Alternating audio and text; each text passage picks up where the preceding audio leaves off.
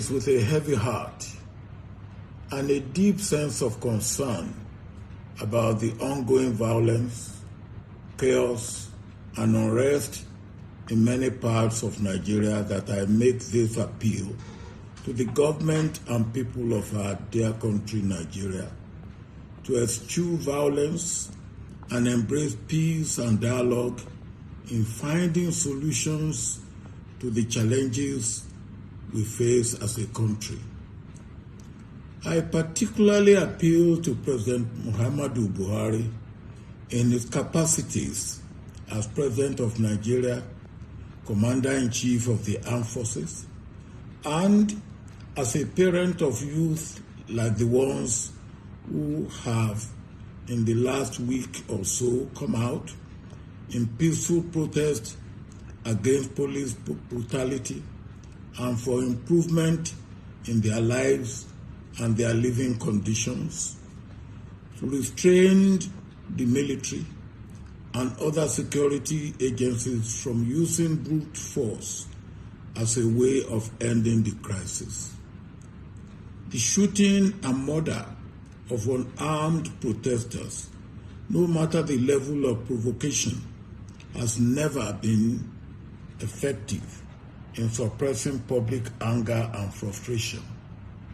Instead, such actions only reinforce the anger and frustration of the populace and close the window of dialogue and peaceful resolution.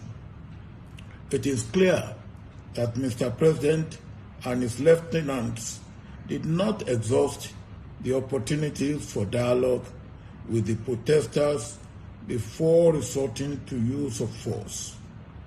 It is worse that there is denial of wrongdoing in spite of overwhelming visual evidence.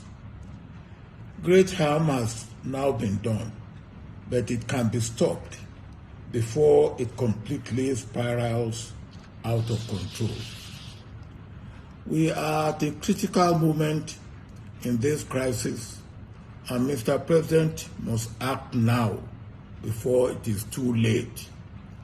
This time demands leadership and mature leadership as such.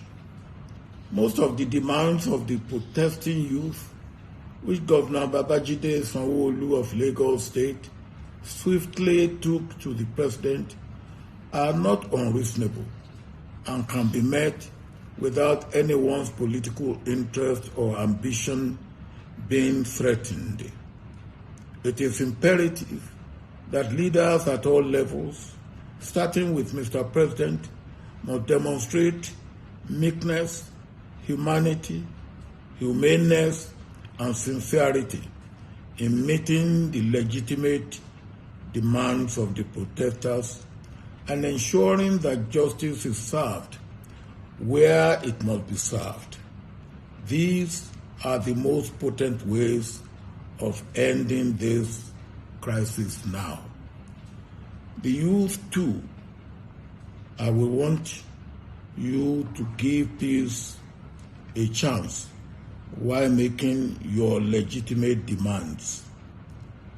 You must be mindful of miscreants who will infiltrate your ranks and give the protests a bad name, only so that trigger-happy forces will kill you.